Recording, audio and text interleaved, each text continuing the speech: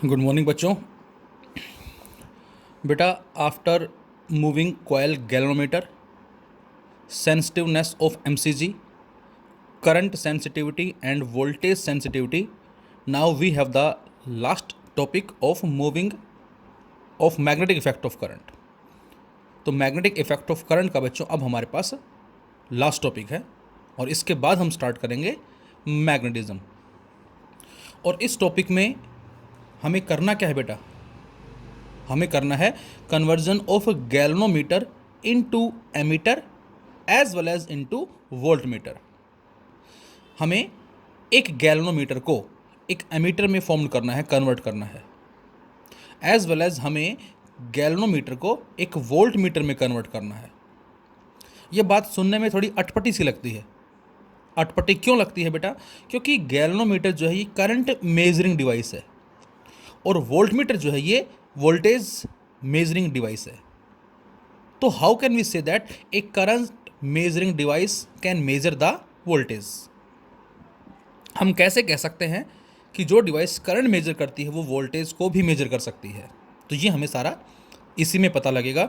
और बच्चों, जो हमारा मूविंग कॉयल गैल्वेनोमीटर था उसके साथ इसके ऊपर बेस्ड अक्सर जो न्यूमेरिकल्स हैं वो हमें एग्जाम में मिलते हैं बेटा। क्या बताया मैंने? इसके ऊपर बेस्ड न्यूमेरिकल जो हैं वो हमारे एग्जाम पॉइंट ऑफ व्यू से इम्पोर्टेंट है।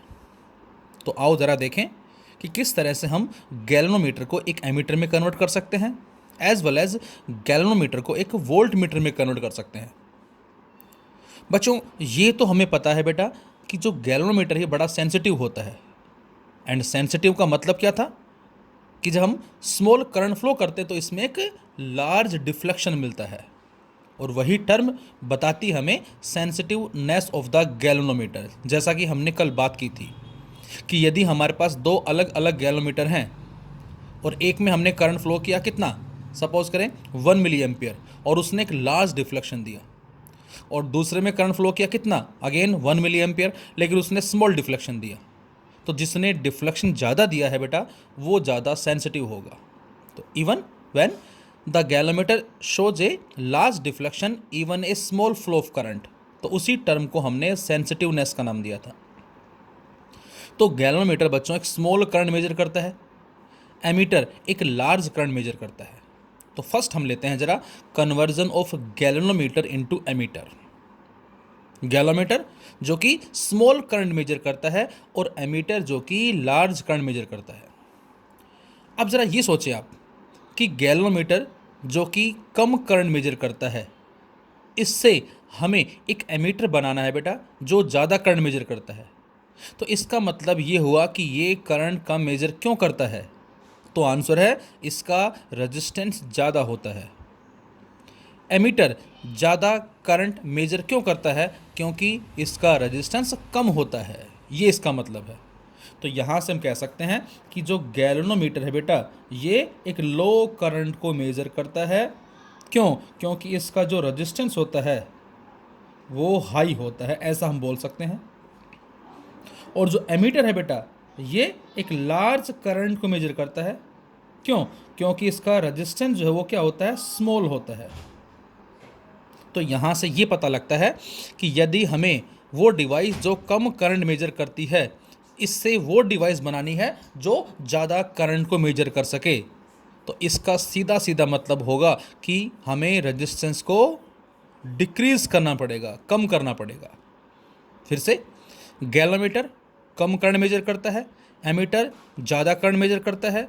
ये कम मेजर क्यों करता है? क्योंकि रेजिस्टेंस ज़्यादा है, और ये ज़्यादा मेजर क्यों करता है? क्योंकि रेजिस्टेंस कम है। सो वी कैन से वो डिवाइस जो कम करंट मेजर करती है उससे ज़्यादा करंट मेजरिंग डिवाइस बनानी है, तो इसके लिए हमें हाई रेजिस्टेंस को लो रेजिस्टेंस में कन्वर्ट करना पड़ेगा। अब रेजिस्टेंस के दो केस है बच्चों। एक हमारा होता है सीरीज कम्बिनेशन जो हम पढ़ चुके हैं करंट इलेक्ट्रिसिटी में, RS, R1 plus R2 plus R3 and so on. और एक होता है RP जिसको हम सोल्व करते हैं 1/RP equal to 1/R1 plus 1/R2 plus 1/R3। अब आप ये बताएं किस केस में रेजिस्टेंस डिक्रीज होता है, घटता है? तो आंसर है पैरेलल कम्बिनेशन में रेजिस्टेंस घट जाता है, डिक्रीज हो जाता है, तो यहाँ पर भी हमें जो कॉन्सेप्ट अप्लाई करना है वो पैरेलल कम्बिनेशन का अप्लाई करना है। तो ये बात आपके माइंड में हो कि यदि हमें गैल्वेनोमीटर से एमीटर बनाना है तो हमें हाई रेजिस्टेंस को लो रेजिस्टेंस में कन्वर्ट करना होगा, और उसके लिए हमारा जो कॉन्सेप्ट है दैट इज़ पैरेलल कम्बिनेशन का है। कैसे, अभी ज़रा बात करते हैं। अब इस कॉन्सेप्ट को समझने के लिए हमने क्या किया बेटा, हमने एक रेजिस्टेंस लिया जिसका रेजिस्टेंस आर है बेटा, और इसको हमने किसी बैटरी सोर्स ऑफ ईएमएफ से कनेक्ट कर दिया विद द हेल्प ऑफ की। जैसे ही इस की को प्रेस करेंगे बेटा तो यहाँ से करंट फ्लो करेगा। अब आपसे कहा जाए कि ये बताएं इस रजिस्टर में कितना करंट फ्लो कर रहा है, तो आपका आंसर होगा net EMF upon net resistance that is E by R. और यदि इसका इंटरनल रेजिस्टेंस है तो इसके साथ स्मॉल आर और जुड़ जाएगा, यदि है तो, नहीं है तो छोड़ सकते हैं हम। यदि हमारे पास आइडियल बैटरी है तो उस केस में रेजिस्टेंस इंटरनल जो होगा वो ऑलमोस्ट ज़ीरो होता है। तो यहाँ से सीधा सीधा बोल सकते हैं हम कि करंट जो होगा that is equal to E by R. अब बच्चों कितना करंट है, ये तो मैथमेटिकल रिजल्ट आ गया हमारे पास कि इसके बिहाफ पे हम करंट की वैल्यू को सोल्व कर सकते हैं, लेकिन हमें तो उस करंट को नोट डाउन करना है in the form of deflection. अब नोट डाउन करने के लिए बच्चों हमने क्या किया, हमने इस रेजिस्टेंस के सीरीज में, क्यों, क्योंकि यदि हम गैल्वेनोमीटर को पैरेलल में लगा दें तो करंट डिवाइड हो जाएगा और इसमें जो करंट जितना जाना चाहिए उतना नहीं जा पाएगा। तो इसीलिए हम क्या करते हैं, इन करंट मेजरिंग डिवाइस को हम सीरीज में कनेक्ट करते हैं।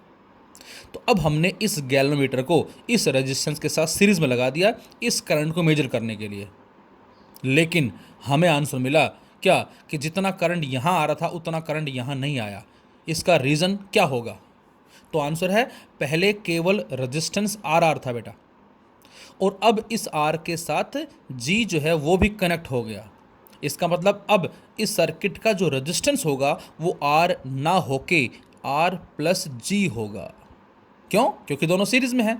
तो ये तो रेजिस्टेंस है ही है, साथ साथ इस गैल्वेनोमीटर का भी अपना कुछ एक रेजिस्टेंस होता है, उसको हमने जी मान लिया समझने के लिए। तो इसका मतलब इस बार जो करंट होगा, मतलब पहले केस में जो बैटरी करंट आई फ्लो करवा रही थी सर्किट में, अब वही सेम बैटरी उसी सेम सर्किट में, लेकिन गैल्वेनोमीटर को हमने कनेक्ट कर दिया है। अब उस सर्किट में करंट आई फ्लो नहीं करेगा। कितना करेगा, से आई डैश करेगा, और आई डैश कितना होगा, net EMF upon net resistance. Net EMF जो कि ई है क्योंकि दो सेल तो सेम है, रजिस्टर आर ये भी सेम है, बस केवल यहाँ पर जी कनेक्ट कर दिया। तो जी कनेक्ट करने से इसका रेजिस्टेंस भी सर्किट में जुड़ जाएगा। और बच्चों यहाँ पर साफ आपको दिखाई दे रहा है कि इस बार जो करंट होगा आई डैश, ये आई से लेस होगा। लेस क्यों होगा बेटा, क्योंकि पहले केस में तो ई बाय आर है और इस by E upon R plus G है। मतलब कहने का ये कि जो रेजिस्टेंस वो इंक्रीज़ हो गया, और जब रेजिस्टेंस बढ़ेगा तो करंट क्या हो जाएगा, कम हो जाएगा। तो सबसे बड़ी बात ये आ गई कि यहाँ जो करंट आया से I dash is less than I का मतलब जो पहले केस में करंट था उससे कम आ गया। इसका मतलब यहाँ पर एरर आ गया, एक त्रुटि आ गई, कुछ कमी आ गई, ये हम कह सकते हैं। तो यहाँ से ये पता लगा कि जैसे ही हमने गैल्वेनोमीटर को कनेक्ट किया इस आर के साथ सीरीज़ में उस डिफ्लेक्शन को नोट डाउन करने के लिए, तो अब जो करंट है वो एक्चुअल से कम हुआ। अब आपसे कहा जाए कि what is the percentage error, तो उसको आप सोल्व कर सकते हैं, चेंज अपॉन ओरिजिनल या इनिशियल मल्टीप्लाई 100%। तो इसके बिहाफ पे हम उस परसेंटेज एरर की वैल्यू को फाइंड आउट कर सकते हैं। अब यदि मैं आपसे ये कहूँ क्या कि हम चाह रहे हैं कि ये जो करंट आई डैश ये इस आई के बराबर आ जाए, तो अब आप ये सोचें ज़रा इस वीडियो को पॉज करके कि आई डैश जो है बेटा ये इस आई के बराबर कब हो सकता है। तो आपका आंसर होगा जब यहाँ पर ये जो रेजिस्टेंस है जी वाला ये क्या हो जाए, नेग्लेजिबल हो जाए। अब आप ये सोचें कि इस जी को नेग्लेजिबल करने के लिए क्या करना पड़ेगा, इस जी को नेग्लेजिबल करने के लिए यदि हम इस जी के पैरेलल में एक लो रेजिस्टेंस को लगा देते हैं, यदि हम इस जी के पैरेलल में एक लो रेजिस्टेंस को लगा देंगे तो जिससे इसका रेजिस्टेंस कम हो जाएगा, और जब इस जी की वैल्यू कम हो गई या ये कहें इसका रेजिस्टेंस कम हो गया तो ये करंट जो होगा आई डैश ये बढ़ जाएगा, और एक ऐसी वैल्यू आएगी हमारे पास जब ये आई डैश ऑलमोस्ट आई के बराबर हो जाएगा। तो यहाँ से हम ये बोल सकते हैं कि यदि हम गैल्वेनोमीटर को डायरेक्ट कनेक्ट करते हैं सीरीज़ में करंट को नोट डाउन करने के लिए, तो उसकी वजह से उसमें एरर आ जाता है। एरर क्यों आ जाता है? क्योंकि गैल्वेनोमीटर का अपना कुछ ना कुछ एक फाइनाइट रेजिस्टेंस होता है। तो ये हमारी सबसे बड़ी दिक्कत पैदा हो गई, एक्चुअल करंट नहीं मिल पाया। दूसरी दिक्कत क्या आई बेटा इस प्रोसेस में? दूसरी दिक्कत ये आई कि जब कभी भी इस सर्किट में एक स्ट्रॉन्ग करंट फ्लो किया, अब स्ट्रॉन्ग करंट फ्लो होने से क्या हुआ, ये देखा गया कि large amount of heat produce हुई इस गैल्वेनोमीटर के अंदर, और उस हीट ने क्या कर दिया, इस गैल्वेनोमीटर को डैमेज कर दिया, खराब कर दिया। तो ये हमारे पास दिक्कतें आई कब? जब इस गैल्वेनोमीटर को डायरेक्ट इस रजिस्टर के साथ सीरीज में कनेक्ट किया गया करंट को नोट डाउन करने के लिए। तो पहली दिक्कत क्या आई कि एक्चुअल करंट नहीं मिल पाया। क्यों नहीं मिल पाया बेटा? क्योंकि रेजिस्टेंस की वैल्यू इंक्रीज हो गई, करंट कम हो गया। दूसरी दिक्कत क्या आई? दूसरी दिक्कत ये आई बेटा कि कई बार कुछ केसेस में ये देखा गया कि गैल्वेनोमीटर जो है वो डैमेज हो गया। किस रीजन से? एक स्ट्रॉन्ग करंट की वजह से हीट प्रोड्यूस हुई। या साथ साथ ये भी कह सकते हैं कि जब स्ट्रॉन्ग करंट फ्लो करेगा तो इसका जो पॉइंटर होता है, इसमें जो घूमने वाली निडल होती है, वो एकदम से ज़ोर से फ्लक्चुएट करेगी, और ज़ोर से फ्लक्चुएट करके जाके जब वो टकराएगी उस जो उसमें एक छोटा सा सिस्टम होता है उससे, जब जैसे टकराएगी जहाँ पर जाके रुक जाएगी, तो टकराने से क्या होता है, उसका जो पॉइंटर है वो टूट जाता है अक्सर। तो इस तरह की दिक्कतों का सामना करना पड़ा जब इसको डायरेक्ट इस तरह से सीरीज़ में कनेक्ट किया गया, तो एक्चुअल करंट नहीं मिल पाया। दूसरा, ये डैमेज हुआ। तीसरा, पॉइंटर टूटने के चांसेस बढ़ गए। तो इन सभी बातों को ध्यान में रखते हुए ये कंक्लूजन दिया गया कि यदि हम चाह रहे हैं कि आई डैश की वैल्यू बेटा आई के बराबर आ जाए, तो हमें कुछ चेंजेस करने पड़ेंगे। Then we have to do some changes. अब वो चेंजेस जो करने हो, क्या करने हैं? ये आई की वैल्यू है, ये आई डैश की वैल्यू है। जो चेंजेस करने हैं वो इसमें करने हैं। किस में? इस गैल्वेनोमीटर के अंदर। मतलब हमें इस गैल्वेनोमीटर के रेजिस्टेंस को डिक्रीज़ करना पड़ेगा, और इसको डिक्रीज़ करके हम कुछ हद तक एरर को मिनिमाइज़ कर सकते हैं। और इसीलिए अब जो कॉन्सेप्ट हम पढ़ने जा रहे हैं, that is known as conversion of galvanometer into ammeter. तो यहाँ से हमारा स्टार्ट है, और एग्ज़ाम में भी बच्चों आपको यहीं से ही लिखना है। हमने क्या किया? हमने इस गैल्वेनोमीटर के पैरेलल में एक लो रेजिस्टेंस को कनेक्ट कर दिया बच्चों, and this low resistance is known as shunt. या हम ऐसा कह सकते हैं, हमने शंटिंग कर दी, ऐसे भी बोल सकते हैं। आई थिंक आपको ध्यान होगा, स्लाइड वायर ब्रिज में कुछ क्वेश्चंस हमें ऐसे मिले थे जहाँ पर शंटिंग वर्ड यूज़ हुआ था, और मैंने बताया था आपको कि ये इसका मतलब क्या है कि हमने इसके पैरेलल में रेजिस्टेंस को कनेक्ट कर दिया। सो whenever we want to convert the galvanometer into ammeter, then we connect a low resistance in parallel to this galvanometer। ऐसे समझ लो इसको आप चाहे, या आप इसको ऐसे भी समझ सकते हैं, कुछ इस तरह से, ऐसे भी समझ सकते हैं। हमने केवल ये सर्किट यहाँ दिखाया है, इससे पहले जो आर है हमने उसको शो नहीं किया, केवल हमने ये दिखा दिया, इतना इतना। और अब डॉटेड पोर्शन में जो मैंने लिखा है, इसी को ही हम क्या बोलते हैं? Ammeter. So this arrangement is known as ammeter. तो एमीटर कुछ और ना होके वो क्या है बेटा? वो गैल्वेनोमीटर है जिसके पैरेलल में एक लो रेजिस्टेंस, जिसको हमने शंट का नाम दिया है, उसको कनेक्ट किया हुआ है। अब जरा देखें इसका मैथमेटिकल ट्रीटमेंट। तो ये आप आई थिंक समझ चुके हो। एक बार फिर मैं चाहता हूँ फास्ट रिवाइज करवाएं। जब हम किसी भी रजिस्टर के अक्रॉस करंट को नोट डाउन करना चाह रहे हैं तो वो E/R आता है, लेकिन उस करंट को नोट करने के लिए हमें कोई इंस्ट्रूमेंट चाहिए।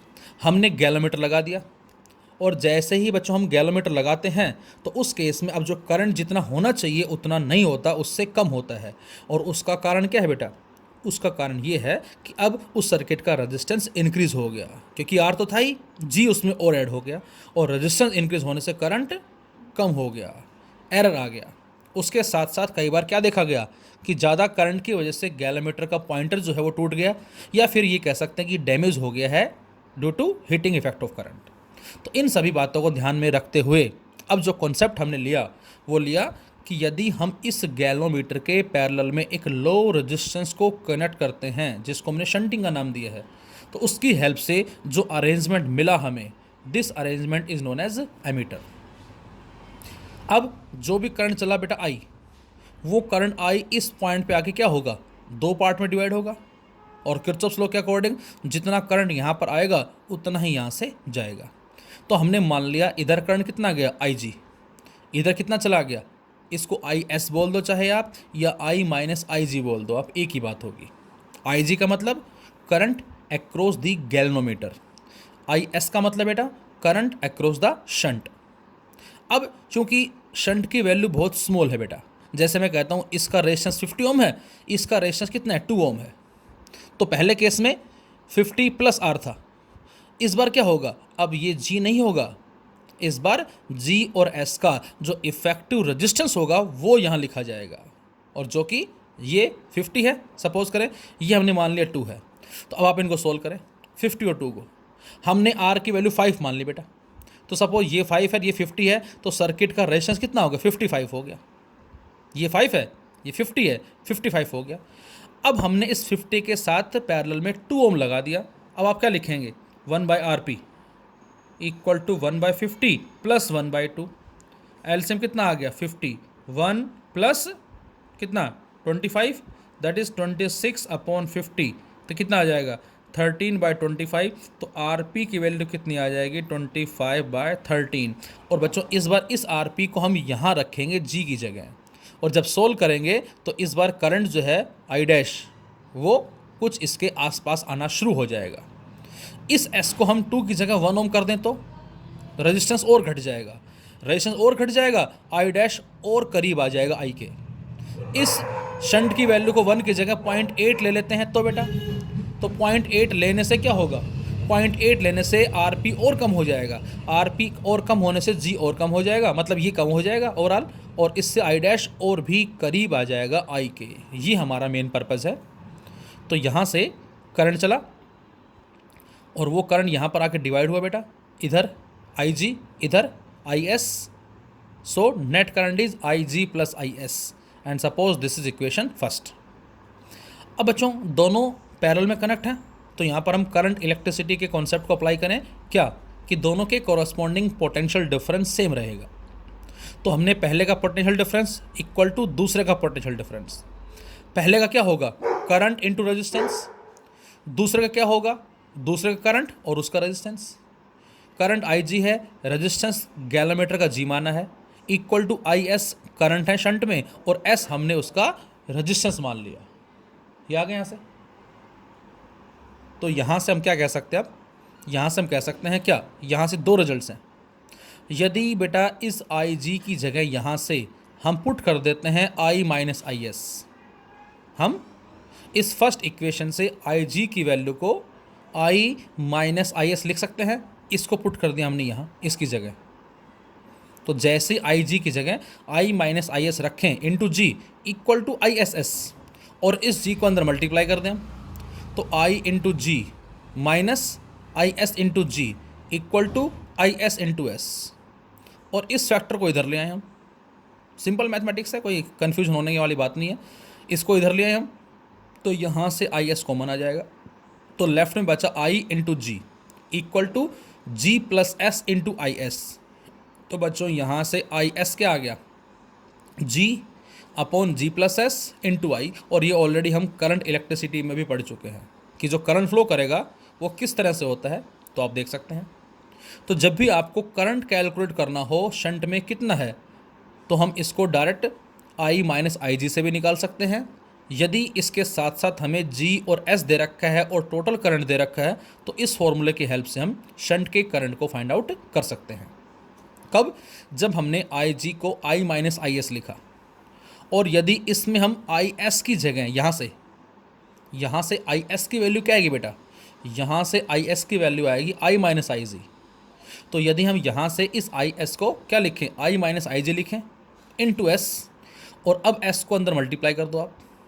तो जैसे ही एस को मल्टीप्लाई करें तो लेफ्ट में आई जी जी, राइट साइड में I S minus I G S, और उसी तरह से इस आई जी एस को ले आओ लेफ्ट में, माइनस का प्लस हो जाएगा और दोनों में से आई जी कॉमन भी आ जाएगा, G plus S equal to I S. तो इस बार आई जी क्या आएगा बेटा, आई जी आ जाएगा S upon G plus S into आई। अब आप दोनों को देखें, जब हमें करंट निकालना है शंट में, तो ऊपर है गैल्वेनोमीटर का रेजिस्टेंस और नीचे है जी प्लस एस। और इनटू में टोटल करंट। और जब हमें करंट निकालना है गैलोमीटर में तो ऊपर शंट का रेजिस्टेंस और नीचे जी प्लस एस इंटू आई, मतलब दोनों में जी प्लस एस आई कॉमन है, बस आई एस में ऊपर जी आएगा और आई जी में ऊपर एस आएगा। तो यहाँ से हमें कंक्लूजन मिला कि इस तरह से रेजिस्टेंस जो है बेटा वो डिक्रीज हो जाएगा, और रेजिस्टेंस डिक्रीज होने से अब जो करंट है वो उस आई के अप्रोक्सीमेट आना शुरू हो जाएगा। यहाँ से ये आई, ये वाला आई नहीं है, ये एक तरह से आई डैश ही है, लेकिन ये तो समझाने के लिए बताया कि यहाँ यदि नेट करंट आई है तो इस पॉइंट पे आके वो दो पार्ट में डिवाइड हो जाएगा।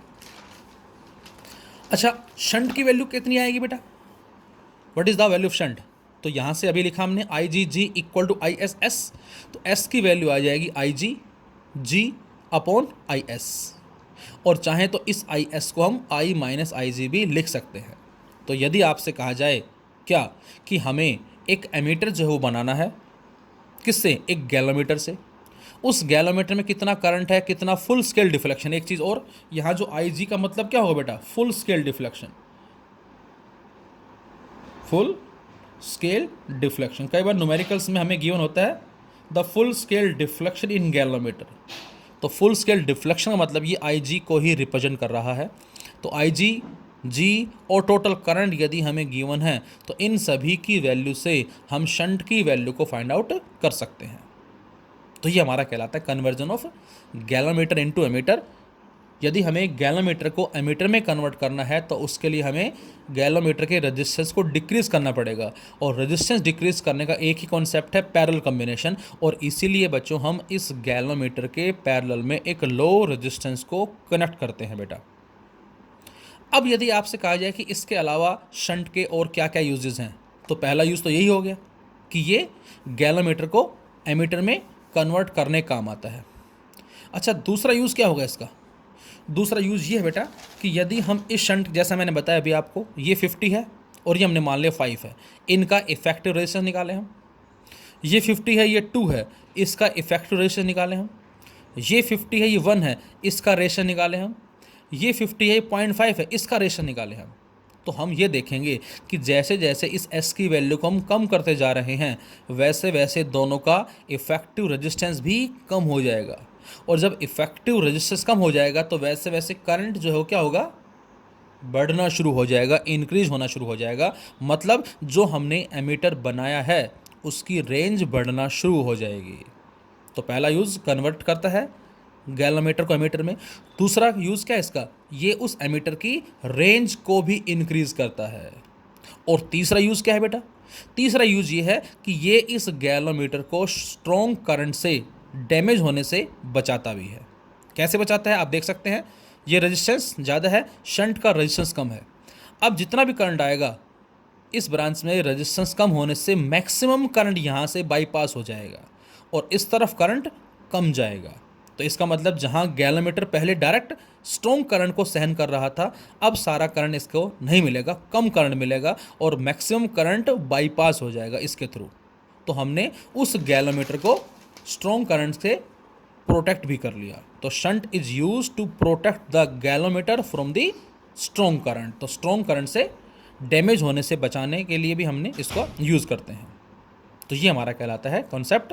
तो यहाँ से आई एस जो होगा बेटा वो आई जी से ज़्यादा होगा क्योंकि इसका रेजिस्टेंस काफ़ी कम होता है। एक बच्चों इसी में हमारा छोटा सा कॉन्सेप्ट है फिगर ऑफ मेरिट। ये हम प्रैक्टिकल में यूज़ भी करेंगे इसको फिलहाल, जिसको आई थिंक के से हम यूज़ करते हैं, एक्सप्रेस करते हैं फिगर ऑफ मेरिट। तो ये फिगर ऑफ मेरिट होता क्या है बेटा? तो आंसर है current for one scale deflection. Current for one scale deflection, कितना करंट फ्लो करें ताकि उसमें डिफ्लेक्शन कितना आए? 1 आए, यूनिटी आए, उसको हम बोलते हैं फिगर ऑफ मेरिट। और आई कैसे आएगा? आई आ जाएगा net EMF upon net resistance से। इसके साथ साथ हमने जो गैलोमीटर से एमीटर कन्वर्ट किया बेटा उसका रेजिस्टेंस क्या होगा एमीटर का? तो ये हमारा फॉर्मूला है एमीटर के रेजिस्टेंस को फाइंड आउट करने के लिए, 1/G प्लस 1/S, और इसको आप सोल्व कर लेंगे।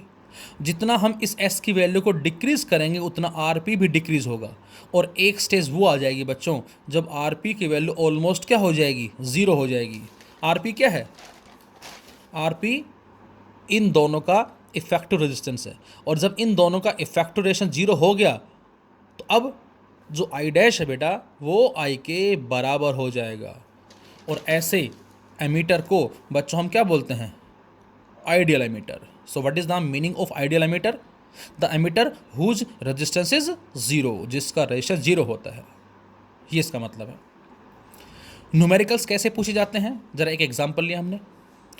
एक galvanometer with a coil of resistance 10.0 ohm, galvanometer का रेजिस्टर हमें दे रखा है, shows a full scale deflection for a current of 1.5 milli ampere. मैंने बताया अभी आपको फुल स्केल डिफ्लेक्शन का मतलब ये आई जी की वैल्यू दे रखी है आपको।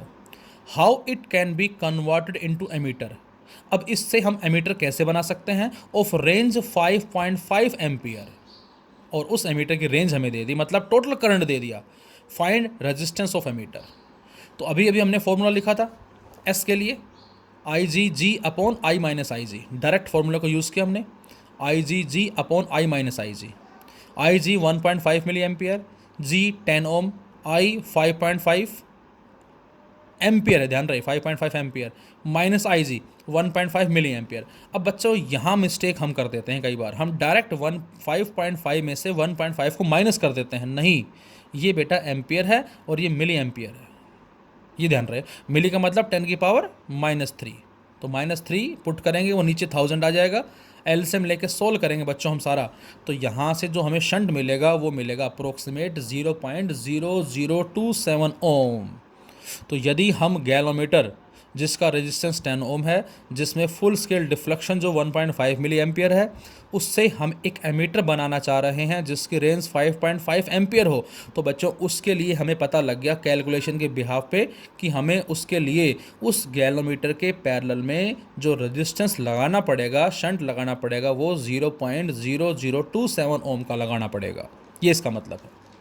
और रेजिस्टेंस कितना होगा? RP G S upon G plus S, इसको पुट करके सोल्व कर लेंगे हम, और ये हमारा अप्रोक्सीमेट आ जाता है 0.0026 ओम, ये आ जाता है उस एमीटर का resistance. Second one is conversion of galvanometer into volt meter. अब बच्चों हमें इस गैलोमीटर से एक वोल्ट मीटर बनाना है, तो फिर से समझने के लिए हमने क्या किया, एक रजिस्टर जिसका रेजिस्टेंस R1 मान लिया हमने, और इसको हमने एक सोर्स ऑफ ईएमएफ से कनेक्ट कर दिया, और यहाँ पर करंट फ्लो किया कितना I। तो आपसे कहा जाए बेटा इस R1 के कॉरस्पॉन्डिंग बताएं क्या कि कितना पोटेंशियल डिफरेंस है, कितना वोल्टेज है, तो आप बताएंगे V इक्वल टू IR, और ओम्स लॉ के बिहाफ पे करंट I है, रेजिस्टेंस R1 है, तो यहाँ से V बराबर किसके आ जाएगा? IR1। अब हम उस V को मेज़र करना चाह रहे हैं, तो उसको मेज़र करने के लिए हमने क्या किया, हमने इस रजिस्टर R1 के पैरेलल में गैलोमीटर को लगा दिया। अब आप कहेंगे सर पैरेलल में क्यों लगाया, अभी जरा चेक करते हैं हम। तो हमने इस गैलोमीटर को इस R के पैरेलल में कनेक्ट कर दिया, और हम अपनी तरफ से मान लेते हैं अभी भी करंट सेम ही फ्लो कर रहा है, हालांकि सेम नहीं होगा, इससे कुछ हमें कम ही मिलेगा, लेकिन फिर भी हमने मान लिया, सॉरी ज़्यादा मिलेगा क्योंकि इस बार हमने पैरेलल में लिए हैं यहाँ से, तो फिर भी हमने एज्यूम कर लिया अपनी तरफ से क्या कि करंट ऑलमोस्ट सेम है। तो अब क्या होगा, तो आंसर है अब जब वही करंट यहाँ पहुँचेगा तो यहाँ पर आके उसके दो पार्ट हो जाएंगे। इधर गया आई जी, ऊपर कितना जाएगा I माइनस आई जी, या I1 मान लो, कुछ भी मान लो जैसा आपको ठीक लगे। इधर हमने I1 मान लिया या IG मान लिया, तो बेटा यदि यहाँ पर I1 या IG जाएगा तो ऊपर वाली ब्रांच में कितना जाएगा I माइनस I1। सपोज़ मैं कहता हूँ यहाँ करंट पहले जा रहा था 5 एम्पियर, फर्स्ट केस में 5 एम्पियर जा रहा था, और हमने मान लिया इस R की वैल्यू कितनी है बेटा 10 ओम है, तो V कितना आया, V इक्वल IR 50 वोल्ट। तो इसका मतलब इसके कॉरस्पॉन्डिंग जो पोटेंशियल डिफरेंस है वो 50 वोल्ट है। लेकिन इस केस में वही रजिस्टर है, सब कुछ सेम है, करंट भी हमने सेम माना 5 एम्पियर, लेकिन वो 5 यहाँ पर आके हमने अपनी तरफ से मान लिया क्या कि यहाँ कितना चला गया, सपोज 0.5 चला गया। अब यदि यहाँ 0.5 चला गया तो इधर कितना जाएगा 4.5। अब 4.5 और R कितना है 10 को मल्टीप्लाई करोगे तो 45 वोल्ट आएगा। तो जहाँ पहले केस में 50 वोल्ट आ रहा था पोटेंशियल डिफरेंस, अब इसके कॉरस्पॉन्डिंग 45 वोल्ट आया, मतलब 5 वोल्ट का एरर आ गया यहाँ पर भी।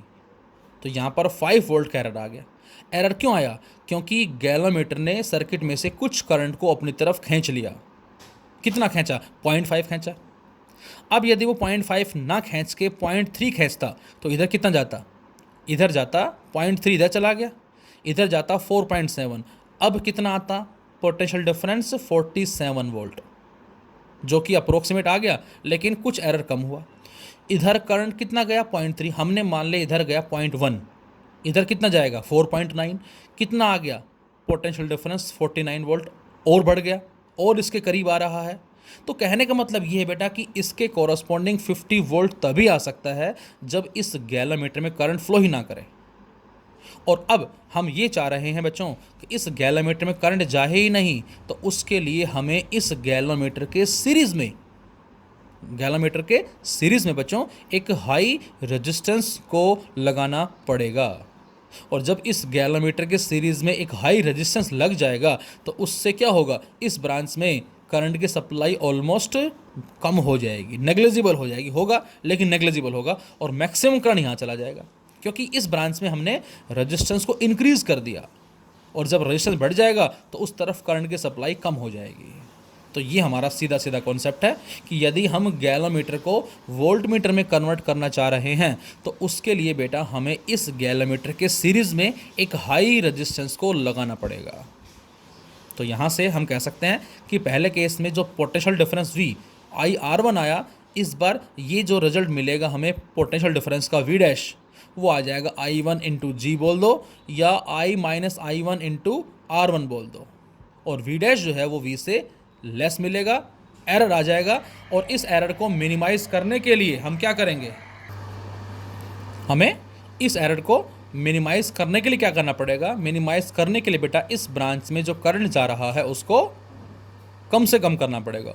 और वो करंट कम से कम तभी होगा जब इस ब्रांच का रेजिस्टेंस बहुत हाई हो जाए। So we connect a high resistance R in series with the galvanometer. तो हमने केवल ये वाली ब्रांच ले ली है, उससे मतलब नहीं, वो तो समझाने के लिए था। तो अब हमने इस गैल्वेनोमीटर के सीरीज में एक हाई रेजिस्टेंस को लगा दिया, और ये जो अरेंजमेंट है बेटा, this arrangement is known as voltmeter, इसी को ही हम बोलते हैं वोल्टमीटर। तो वोल्टमीटर कुछ और ना होके ए हाई रेजिस्टेंस गैल्वेनोमीटर जो है that is known as voltmeter. अब चूंकि दोनों सीरीज में है ये, तो सीरीज में दोनों के कॉरस्पॉन्डिंग पोटेंशियल जो होगा, डिफरेंस जो होगा वो अलग अलग होगा। So V equal to V1 plus V2, where V1 is I1 R1, V2 is I2 R2। I दोनों में सेम होगा क्योंकि सीरीज है, जो करंट इसमें जाएगा वही इसमें जाएगा। अपनी तरफ से हमने IG मान लिया, तो इसमें भी IG, इसमें भी IG। सो IgG इसका रेजिस्टेंस प्लस IgR इसका रेजिस्टेंस और करंट, तो ये V1 आ गया, ये V2 आ गया, दोनों को ऐड कर दिया। IG कॉमन ले लिया बच्चों हमने, G प्लस R, लेफ्ट में V चल रहा है और इस IG को V के नीचे ले आए, तो V by IG equal to G plus R। तो बच्चों यहाँ से R कितना आ जाएगा बेटा, यहाँ से R की वैल्यू आ जाएगी V upon IG minus G। ये हमारा फॉर्मूला आ गया। जब भी आपसे कहा जाए कि हमें एक गैल्वेनोमीटर जिसका रेजिस्टेंस गिवन है, उसका फुल स्केल डिफ्लेक्शन गिवन है, उससे एक वोल्टमीटर बनाना है जिसकी रेंज हमें गिवन है, तो बताएं क्या करेंगे। तो हम बताएंगे कि हम उस गैल्वेनोमीटर के सीरीज़ में एक हाई रेजिस्टेंस को लगा देंगे और उसकी वैल्यू सोल्व करके देख लेंगे क्या आएगी। अब इसका इफेक्टिव रेजिस्टेंस कितना होगा इस कॉम्बिनेशन का G और R का, तो आंसर है इसका जो इफेक्टिव होगा रेजिस्टेंस R नेट वो हो जाएगा G प्लस R। अब बच्चों जितना R ज़्यादा होगा उतना R नेट भी ज़्यादा होगा, और जितना R नेट ज़्यादा होगा उतना इस ब्रांच में करंट की सप्लाई कम हो जाएगी। जितना करंट की सप्लाई कम होगी उतना ज़्यादा करंट यहाँ जाएगा, और जितना ज़्यादा करंट यहाँ जाएगा उतना एक्यूरेसी इंक्रीज हो जाएगी, बढ़ जाएगी। और एक स्टेज ये आई, सपोज मैं आपसे कहता हूँ इस ब्रांच में करंट गया ही नहीं, सारा का सारा ऊपर चला गया, और जब सारा का सारा ऊपर चला गया तो अब ये दोनों रीडिंग बराबर आएंगी, और ऐसे वोल्टमीटर को हम क्या बोलते हैं, ideal voltmeter. So an ideal voltmeter is that whose resistance is infinity. Ideal voltmeter का जो बच्चों रेजिस्टेंस है बेटा वो क्या होता है, इन्फिनिटी होता है। तो आपने सर्किट में देखा होगा कि हम हाई रेजिस्टेंस वोल्टमीटर लगाते हैं पोटेंशियल डिफरेंस को मेजर करने के लिए, तो उसका रीज़न यही है कि हाई रेजिस्टेंस पोटेंशियल वोल्टमीटर लेने का पर्पज़ हमारा क्या होता है बेटा, ताकि वो ज़्यादा से ज़्यादा एक्यूरेसी के साथ रीडिंग को मेज़र कर सके। एग्जाम्पल हम लिया फिर से उसी तरह से, आपसे कहा जाए कि गैल्वेनोमीटर है जिसका full scale deflection 2.5 milli ampere है, जिसका रेजिस्टेंस 12 ओम है। इसकी हेल्प से हम एक वोल्ट मीटर बनाना चाह रहे हैं जिसकी रेंज 7.5 वोल्ट है। Then what we have to do, उसके लिए हमें क्या करना होगा? तो आप बताएंगे उसके लिए हमें इस आर की वैल्यू को फाइंड आउट करना होगा। कितना लेना पड़ेगा? पुट कर दें। V 7.5 volt, I G 2.5 milli ampere, G 12 ohm. इन सभी को पुट करके सोल्व करते हैं बेटा, तो हमें आंसर मिलता है 2988 ओम। यदि हम इस गैलोमीटर से वोल्ट मीटर बनाना चाह रहे हैं 7.5 वोल्ट वाला, तो उसके लिए बेटा हमें उस गैलोमीटर जिसका रेजिस्टेंस 12 ओम है उसके साथ सीरीज़ में एक हाई रेजिस्टेंस जिसकी वैल्यू 2988 ओम है उसको कनेक्ट करना पड़ेगा। और वोल्ट मीटर का रेजिस्टेंस कितना होगा? तो resistance of the voltmeter is G plus R. ये जी है, ये कितना आ गया? आर आ गया, दोनों को जोड़ दो तो वोल्ट मीटर का रेजिस्टेंस कितना आ जाएगा? 3000 ओम, जो कि बहुत ज़्यादा है।